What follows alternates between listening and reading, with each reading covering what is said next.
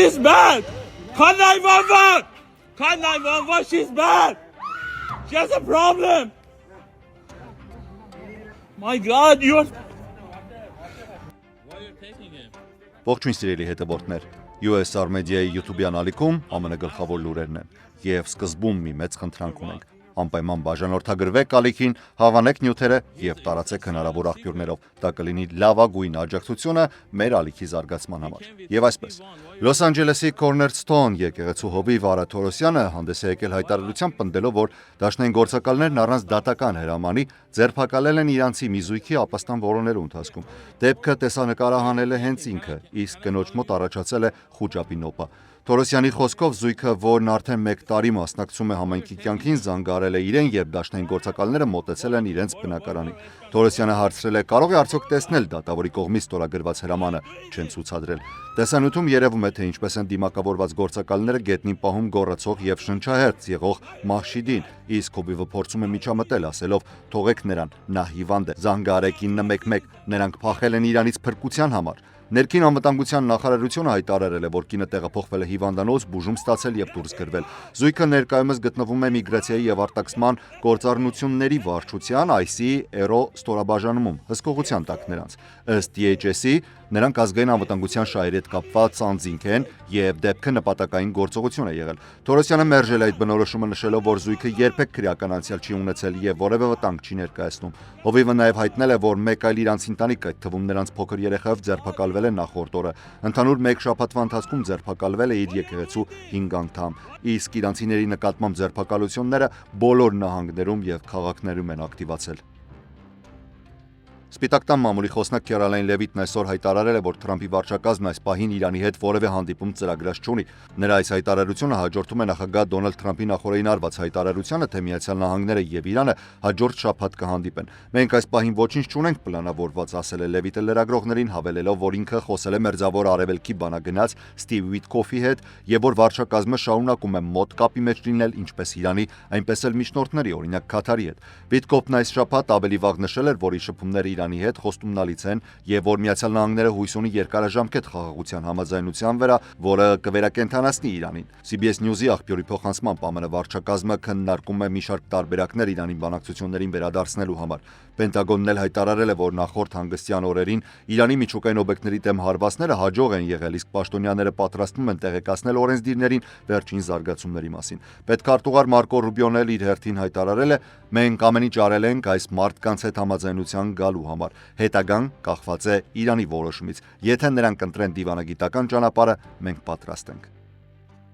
Իսրայելի հարվածներից եւ իրանական հրթիռակոծությունից հետո հաստատված հրադադարը չի խանգարել Իրանի իշխանություններին խստացնել վերահսկողությունը երկրի ներսում։ Իրանցի իրավապաշտպանների HRNA-ի խմբի տվյալներով հունիսի 13-ին պատերազմի սկսվելուց ի վեր Իրանում քաղաքական կամ անվտանգության մեղադրանքներով ձերբակալվել է առնվազն 705 մարդ։ Նրանցից շատերը մեղադրվում են Իսրայելի համար լրտեսելու մեջ։ Երկուշաբթի անգամ հաղորդվել է, որ 3 մարդ մահապատժի է ենթարկվել Թուրքիայի սահմանի մոտ ըստ պետական լրատվամիջոցների։ Իրանական քրդական իրավապաշտպան կազմակերպությունը Հենգյուն հայտնել է, որ մահապատժի ենթարկվածները եղել են քրդեր։ Պաշտոնական մեկնաբանություն Իրանի արտգործնախարարությունից եւ ներքին գործերի նախարարությունից չի ստացվել։ Իսրայելի հարձակումներից առաջ որոշ վերլուծաբաններ կարծում են, որ հեղափոխության պահապանների եւ ներքին անվտանգության մարմինների թիրախավորումը կարող է հանգեցնել ռեժիմի տապալման ալիքի։ Իրանի գահանկեց եղած շահի որդի Ռեզա Փահլավին ասել է. «Այս ռեժիմը անկման ճանապարհին է»։ Իսրայելի կառավարությունից էլ նշել են, որ ռեժիմի փոփոխությունը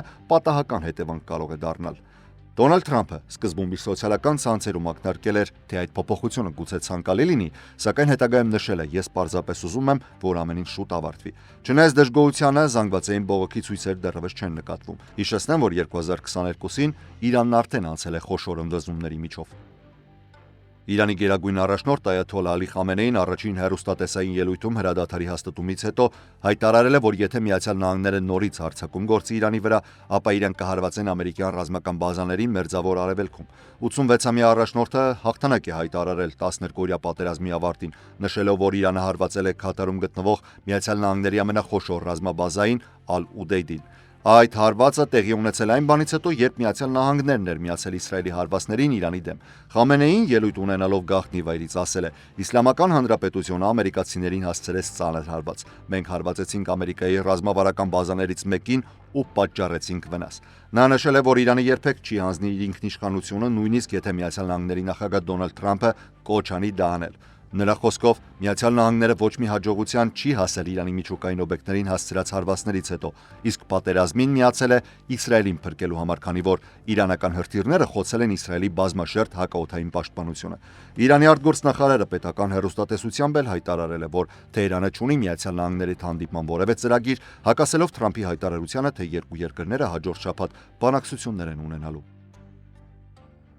Եվրամիության առաջնորդները կանգնած են Եվրոպական հանձնաժողովի առաջ դրված ընտրության առջև կամ արագառևտրային համաձայնագիր կնքել Միացյալ Նահանգների հետ, ընդունելով Վաշինգտոնի ավելի բարենպաստ պայմանները կամ խորացնել առճակատումը, հույս ունենալով ավելի շահավետ արդյունքի հասնել։ Պաշտոնյաներն ու դիվանագետները նշել են, որ անդամ պետությունների մեծամասնությունը նախընտրում է արագ համաձայնագիր, քանի որ դրանով հետո հնարավոր կլինի լրացուցիչ միջոցներով հավասարակշռել միակողմանի պայմանները։ Այդ քայլերը կարող են ներառել, օրինակ, թվային գովազդի նոր հարկեր, որոնք կազդեն ամերիկյան տեխնոլոգիական հսկաների վրա, ինչպիսիք են Google-ը, Meta-ն, Apple-ը, X-ը եւ Microsoft-ը։ ԵՄ-ի անունից առևտրային բանակցություններ վարող հանձնաժողովը պատրաստվում է Բրյուսելում ԵՄ-ի 27 անդամ երկրների ղեկավարներին հարցնել, թե ինչպես են ցանկանում արձագանքել Միացյալ Նահանգների նախագահ Դոնալդ Թրամփի կողմից սահմանված հուլիսի 9-ի վերջնաժամկետին։ Թեև Եվրամիությունը հայտարարել է, որ ձգտում է փոխշահավետ պայմանագրի, Վաշինգտոնը չի հրաժարվում 10% համատարած սակագնից ԵՄ ապրանքների մեծ մասի վրա եւ սպառնում է ավելի բարձր թուրքերով,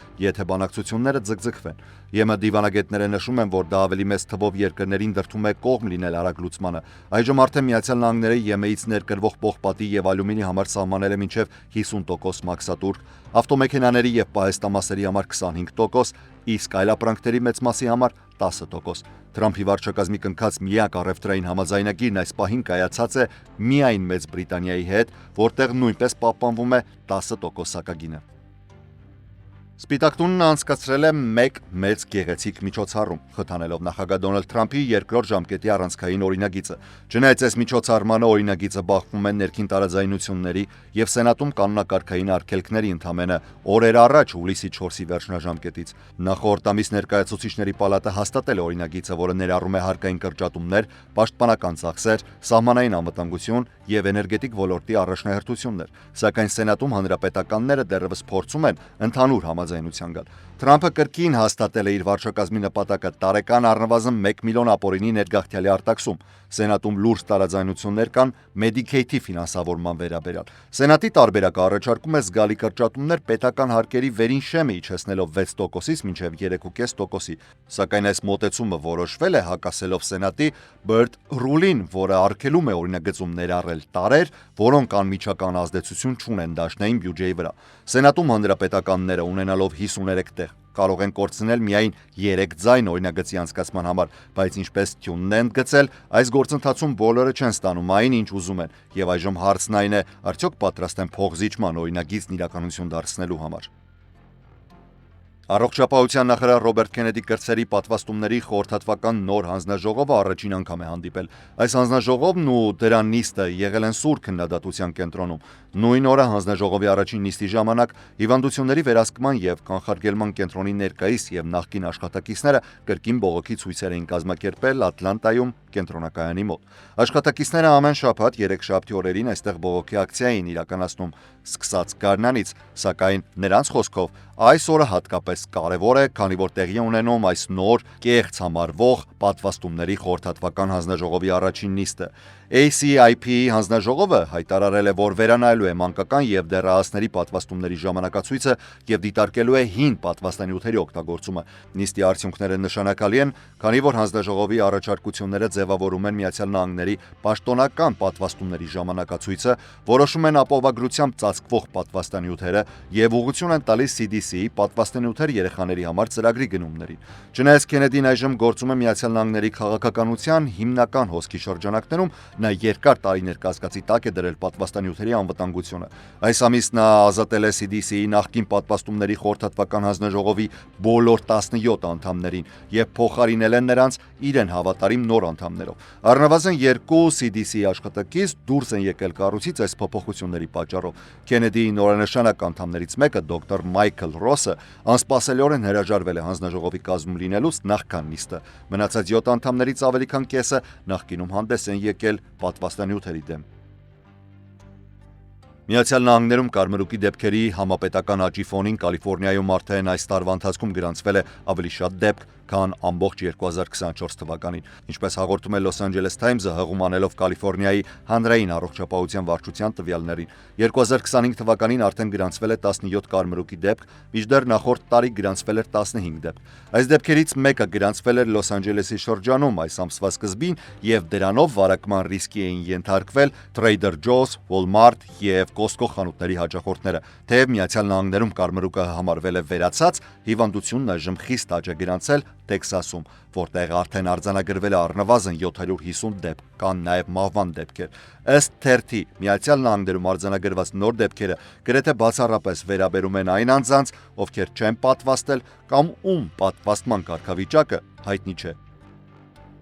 Վերջում Ամազոնի սեփականատեր Ջեֆ Բեզոսի ու նրա ընտրյալ Լորենս Սանչեսի վենետիկյան հարսանեկան միջոցառման մասին։ Մեկնարկել են երրորդյա շքեղ հարսանեկան միջոցառումները խստագույն անվտանգության պայմաններում, որը փորձում է նաև զսպել ցուցարարներին պաշտպանելով հյուրերին։ Հայտնի հյուրերի թվում են Բիլ Գեյթսը, Օրլանդո Բլումը, Օփրա Վինֆրին եւ Քիմ Քարդաշյանը։ Ընդհանուր սպասվում է միջոցառմանը կմասնակցի շուրջ 200-ից 250 բարձրակարգ հյուր շոու բիզնեսից, քաղաքականությունից եւ ֆինանսական ոլորտից։ Հարսանիքը, որն արդեն անվանել են դարի հարսանիք, գնահատվում է մոտ $50 միլիոն։